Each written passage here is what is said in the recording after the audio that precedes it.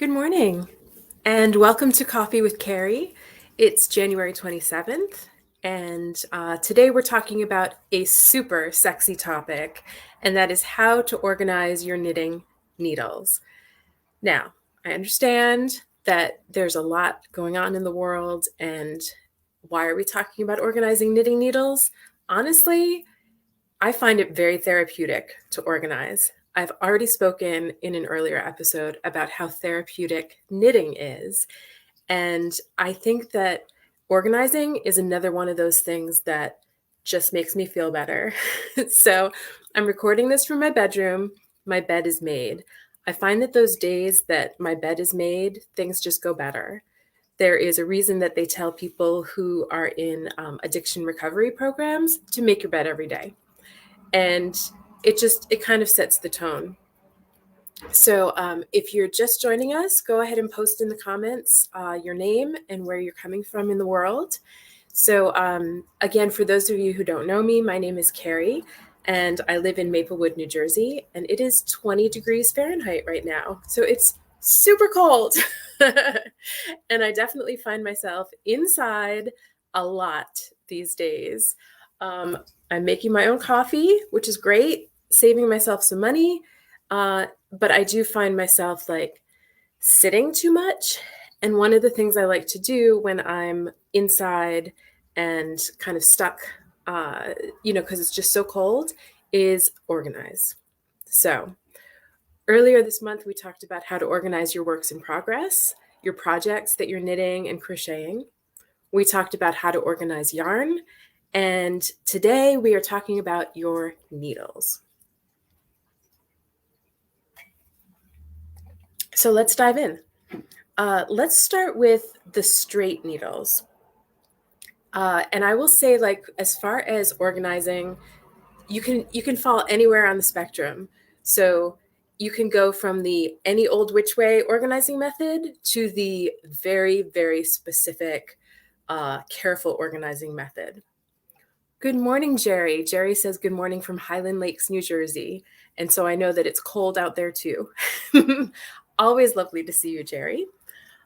So I will say for straight needles, I fall on the any which way organization. This is my actual aluminum tin of needles. I found this tin at a thrift store. Hi, Anna Maria from North Carolina. Lovely to see you. Thank you for joining us. So I actually loved this tin when I found it, and it's always held my knitting needles. And what I do is I write on the ends of the ones that have flat ends with Sharpie, so I know what size they are. Good morning, Jessica from New York. And yeah, so that's how I do it for my straights. I know it's not like earth shattering, but it's easy. And I will say that I don't use straights as often, so I can almost afford to use them as like a visual display. And I think they look really cute. Something that I would like to try, which I think I'd love to hear if any of you have tried this, is to put my needles in a utensil organizer.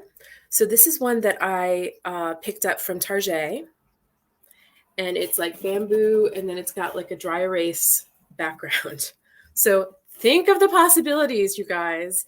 You could put your 12-inch straights in the top. You could put DPNs and smaller things in the middle in these like divided bits. And I think you could even put straights in there. I mean, circulars. And then you could write on the back with a dry erase marker, like the sizes. Oh, that's like extra specific, very careful organization. If you don't have a utensil organizer with a whiteboard background, I think any utensil organizer will do, but definitely thinking about like using your kitchen tools for your needles is another good way to do it. Okay, let me move this. Now, I think it was last year, and Jess, I think that I shared this with you. There was this blog post about how to organize your circular needles using photo boxes. And you can buy a case of photo boxes on Amazon. I think I spent like 25 or $30, and everything just looked so beautiful. I fell hook, line, and sinker for the system, and I went ahead and ordered it. And I have to say, like a year later, having used it, I'm not a huge fan. Um, I think it's very cool, right? So Jess remembers, if you're more organized than I am, and like, not to brag, but I'm pretty organized. So, but I should say, if you're more meticulous, then this would work for you. So let me show you what I'm talking about. This is a case of small plastic cases. And so you see my little, these are number 9 circulars. Here's the problem. I have to open up a big case, which I'll show you in a second, and then get out the little cases. And then when I open it, um, it, I don't know. It's just hard to like fit them all in there. And it's especially hard to put them back. So it's like those cans of, I don't know, surprise snakes or something from the olden days, like knitting needles. So I don't love this. Like, this is too big to fit in here. Now, the any old which way method, which I really use much more often, I have a big old hook on my wall, and I just put the knitting needles on there. Every once in a while, I'm feeling like, okay, the hook is laden with all of these needles, and I'll take it down and I'll put them, put them away. But I'm going to discontinue this system. Now, that being said, I might use it for DPNs because it just feels like a better fit. Or maybe I'll use it to store photos. So the money was not wasted, but I don't love this for circular needles. And let me show you one nice thing about this blog post. It was a beautiful blog post. Is that it came with a free printable to inventory all your needles, So I did it, but now I have no idea where all of these needles are. They could be in works in progress all over the place. I have no idea. So yeah, nice idea. Too busy for me. So let me show you what the what the case looks like. It's a lot, and I don't even use it all, but it's very pretty. One important thing, I think, especially for your circulars and your DPNs, is to have a gauge handy. So, the knitting gauge with all the different size holes in it so that you can just double check what size all of your needles are. But I took notes. There are other options which you might enjoy. KnitPicks has these circular needle ID tags. So you can like kind of clip them onto your needles. And they're cheap. They're like a few dollars. They also have coil wraps, which is like a little telephone cord to wrap around your needles, keep them all together. The KnitPicks also has these binders, and I can kind of see using that. So there may be like, some of them are on sale for $15 and maybe it's up to $20, but it's KnitPicks, so it's like probably made in China. But the concept of using a binder is very interesting to me, and you could do it yourself at home with an office binder. And you could use sheet protectors, but they don't really seal.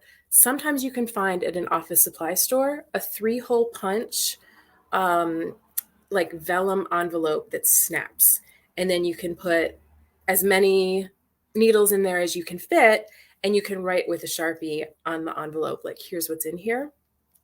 I've also bought those like expandable files with, say, 12 different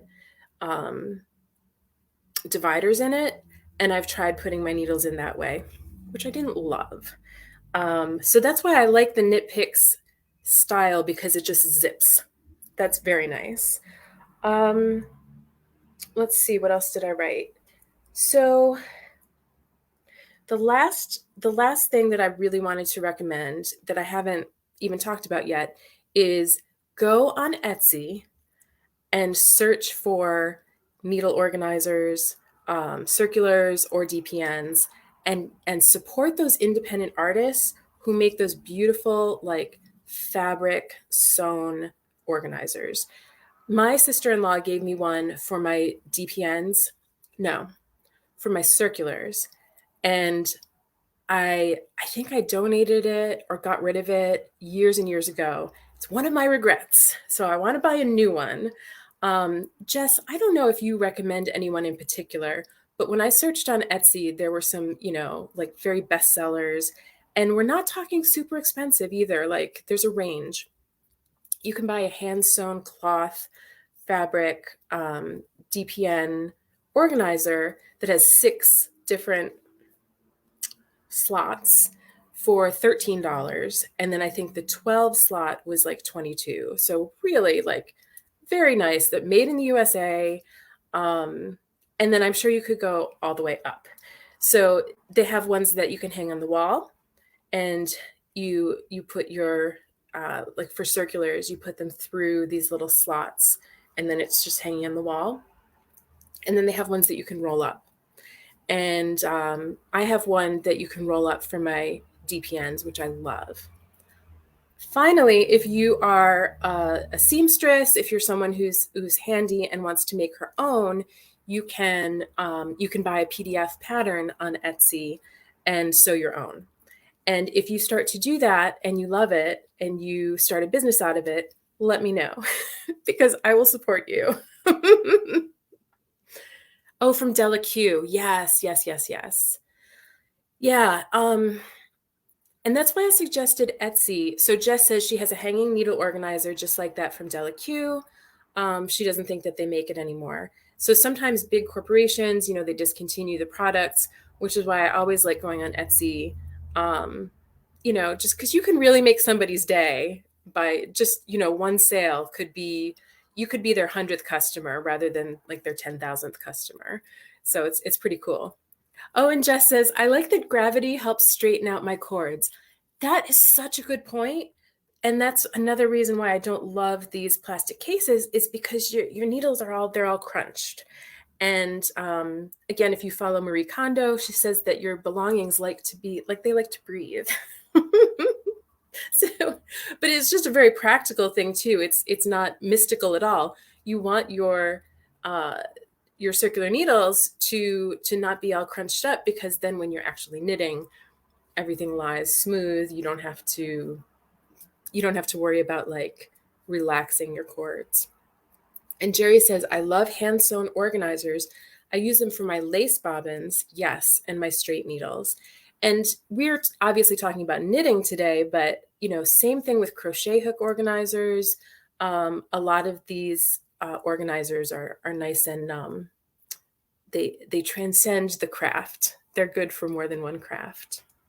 So good stuff. All right, so I would love if you would comment below if you're watching the replay, and on Facebook, if you add to the comments what your favorite organizational tip is for needles. And next week, just to give you a sneak preview, we are going to unveil our new giveaway. We're giving away a lucky cowl kit to a lucky winner. And I'll show you all the goodies that are in it. Of course, we're revealing the yarn. We're revealing, some of the beautiful extras that are going to be in there. So that's what's happening next week. And then in February, I'm going to try something a little different after next week's giveaway announcement. I'm going to try a little bit of tutorials. So start thinking about some of the stitches that you'd like to see, some of the techniques you'd like to see. I'm not saying we'll do it every week, but I definitely want to try some tutorials where you have like an overhead camera and you can see my hands and we can work things out together. So that's what's coming up next. Okay, so Anna Maria and Jerry and Jess, thank you so much for joining me. I hope you have a wonderful weekend. I hope you have a peaceful weekend, and I hope that you take one or more of these organizational tips, and that they really help you. Just bring a little joy and a little organization, even more joy to your knitting. Okay, have a great weekend. Bye, everybody.